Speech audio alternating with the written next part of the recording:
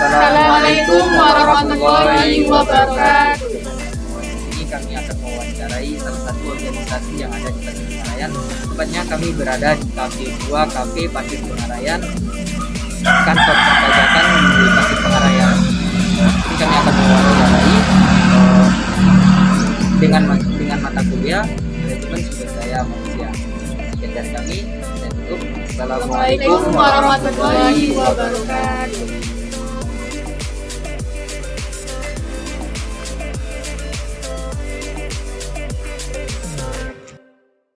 Assalamualaikum warahmatullahi wabarakatuh. Izin memperkenalkan diri, saya Andika Rianto Amri, pegawai dari KP2KP Pasir Pengarayan, kantor pajak, penyuluhan dan konsultasi pajak Pasir Pengarayan. Di sini saya telah membantu untuk menjadi narasumber dalam wawancara yang dilakukan oleh mahasiswa Universitas Pasir Pengarayan jurusan Agribisnis kelompok Purma. Waalaikumsalam warahmatullahi wabarakatuh. Alhamdulillahirrahmanirrahim. Bismillah. Allah subhanahu wa ta'ala. Kemudian salam kita kepada Nabi Rasulullah Muhammad sallallahu alaihi wasallam. Allahumma sholli ala Muhammad wa ala ali Muhammad. Perkenalkan Bang, kami dari Universitas Pasir Pengarayan, program studi agribisnis dengan mata kuliah manajemen sumber daya manusia. Jadi Bang, kehadiran kami di sini untuk mewawancarai beberapa organisasi yang ada di daerah Pasir Pengarayan khususnya. Salah satunya tentang pekerjaan. Sebelumnya perkenalkan Bang, nama saya Arya Hingga. Ini kawan saya Intan Romala Sari Harahap, Siti Rahman, Mulia Sari. Jadi saya langsung tanya aja Bang ya. Boleh. Ini Bang, yang pertama tentang gimana sih Bang penerapan fungsi-fungsi organisasi yang diterapkan selama ini di kantor perpajakan? Oke. Sebelumnya izin perkenalkan diri dulu. Saya Andika Rianto Amri, bisa dipanggil Amri. Di sini saya sebagai pegawai dari kantor pelayanan penyuluhan dan konsultasi perpajakan atau KP2KP Pasir Pengarayan. Nah, jadi terkait bagaimana organisasi di sini ya. Iya. Jadi organisasi itu juga kan sesuai definisinya ya, ada hierarkinya juga. Dan KP2KP Pasir Pengarayan ini adalah salah satu cabang dari kantor pelayanan pajak Pratama Bangkinang. Nah, di mana di sini adalah istilahnya kepanjangan tangannya gitu ya, kantor di Pasir ini. Kalau kantor pajak utamanya di Pekanbaru, Jalan Cutnyadi nomor 2. Itu namanya KPP Pratama Bangkinang. Nah, kenapa Bangkinang namanya tapi di Pekanbaru dan ada di Rohu juga? Karena KPP Pratama Bangkinang ini mempunyai wilayah kerja 2 kabupaten, yaitu Kampar dan Rokan-Hulu. Nah, sebagai tadi seperti fungsi organisasi pada umumnya, di mana kita kan harus mencakup kedua wilayah itu ya. Dan kita juga tahu sendiri bahwa jarak dan wilayahnya cukup jauh antara Kampar dan Rokan-Hulu. Oleh karena itu, untuk memaksimalkan tugas dan fungsi kantor pajak Bangkinang sendiri, dibuatlah kantor cabangnya, yaitu di sini KP2KP Pasir Pengarayan. Jadi begitu.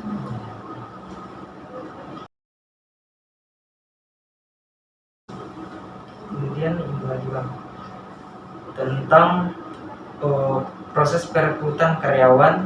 Gimana sih Bang proses perekrutan karyawan atau anggota dalam perpajakan ini?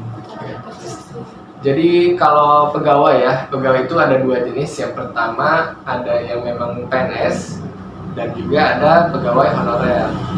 Nah, di sini ada 11 pegawai, 5 PNS dan 6 honorer.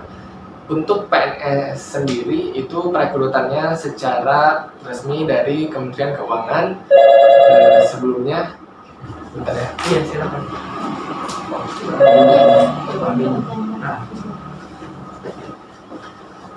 Nah, sebelumnya di Kementerian Keuangan menyelenggarakan seleksi diwakilkan oleh badan Pusdiklatnya. Nah, itu biasanya dari STAN.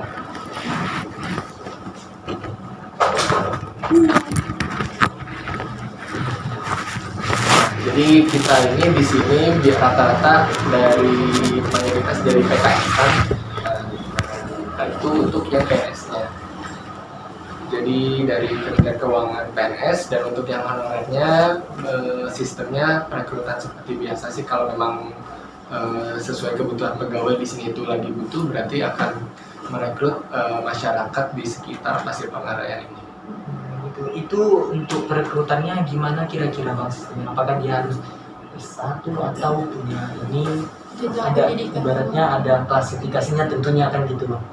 Oke, kalau yang PNS kan udah jelas ya. Iya. Jadi memang kalau dari stan PKN stan itu minimal D1 dan D3. Nah, jadi ketika kita daftar stan itu kan salah satu sekolah kedinasan ya. Jadi ketika kita daftar stan, maka sudah otomatis kita akan menjadi bagian dari Kementerian Keuangan kalau di pajak kami dan penilai. Nah, jadi memang secara seleksi sih itu sih, tinggal waktu pas ketika masuk ke stannya itu kan ada tes biasa, tes masuknya tes TPA dan bahasa Inggris. Nah, ketika kita udah diterima, maka kita kuliah antara 1 tahun atau 3 tahun. Nah, setelah itu barulah kita nanti tinggal penempatan, menunggu SK-nya itu nanti kita ditempatkan di mana seluruh Indonesia.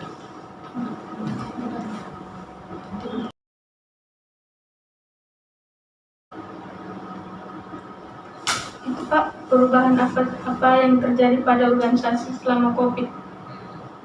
Jadi sebagai organisasi masyarakat khususnya pelayanan publik ya, kami kan melayani publik ya kantor pajak ini, maka mau tidak mau kita harus bisa beradaptasi bagaimanapun kondisinya, mau itu COVID atau tidak. Tentunya pelayanan publik kan orang pasti butuh ya, istilahnya kayak bank lah, kayak misalnya Indomaret juga, kalau walaupun itu swasta tapi kan maksudnya ada kebutuhan gitu ya yang bakal masyarakat butuhkan dan diurus. Maka dari itu walaupun bagaimana kondisinya kita harus beradaptasi, dan syukurnya ya kita dengan COVID kemarin masih punya banyak solusi, salah satunya dengan pelayanan non tatap muka. Jadi kita kan ada banyak sosial media juga, ada narahubung lewat WhatsApp, dari email, semua bisa menghubungi kita. Jadi walaupun ada COVID, nggak bisa tatap muka, semua masih bisa secara daring dalam jaringan, baik itu WA ataupun email dan Instagram. Jadi gitu sih, mau nggak mau kita harus beradaptasi.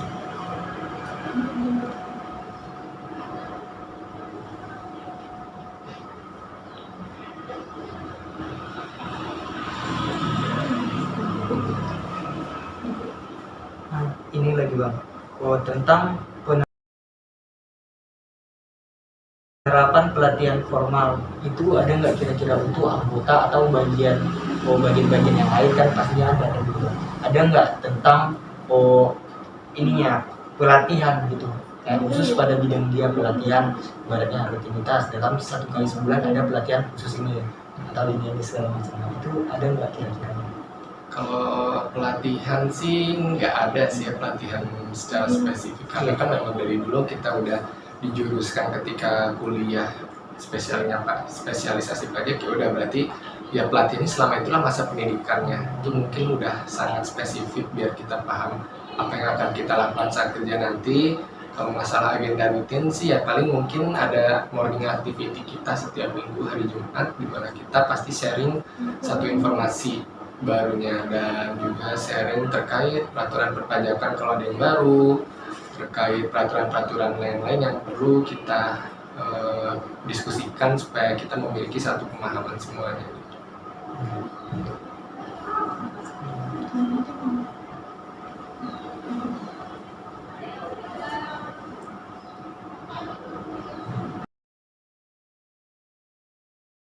Contoh penerapan kebijakan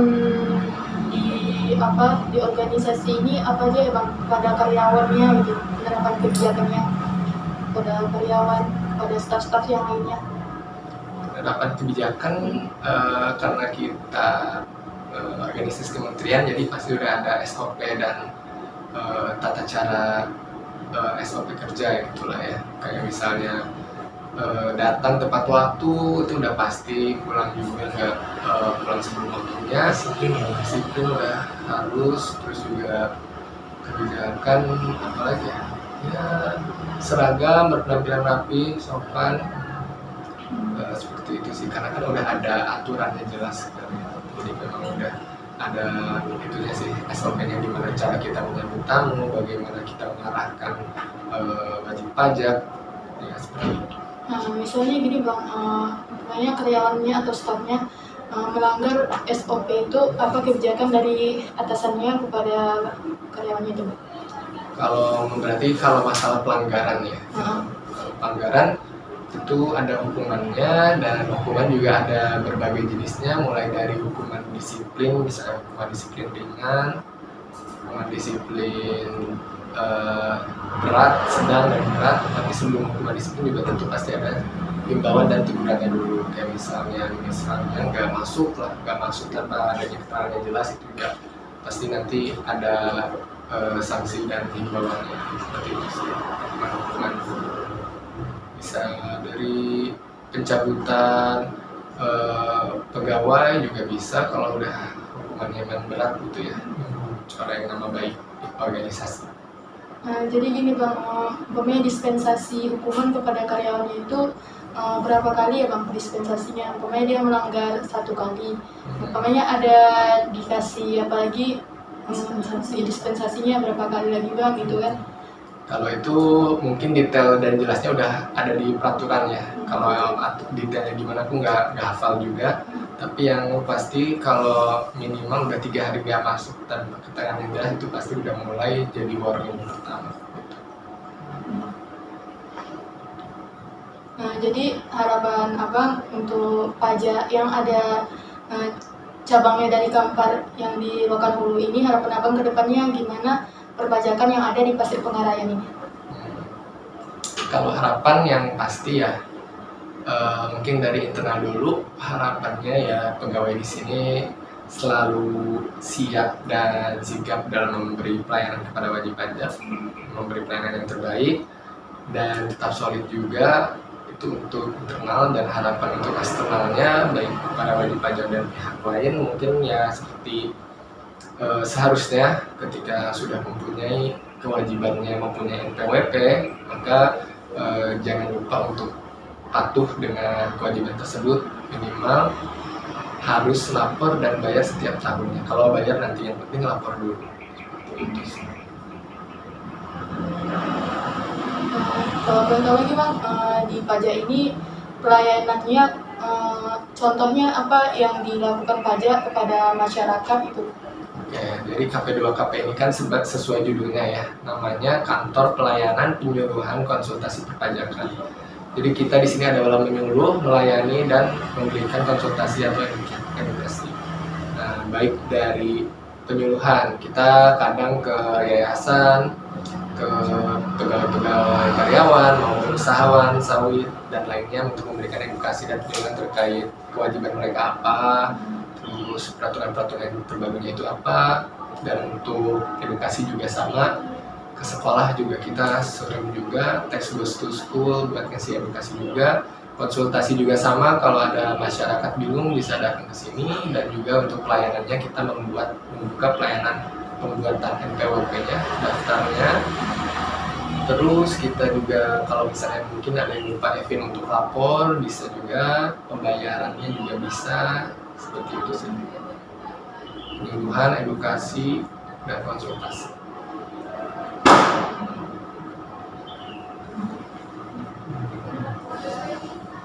Itulah dulu, cukup sekian pertanyaan kami ya. Dan terima kasih atas informasi yang memberikan kepada kami. Kemudian apabila ada kesalahan kami dalam bertanya, kami mohon maaf. Saya tutup dengan mengucapkan Assalamualaikum warahmatullahi wabarakatuh. Waalaikumsalam warahmatullahi wabarakatuh. Waalaikumsalam warahmatullahi wabarakatuh.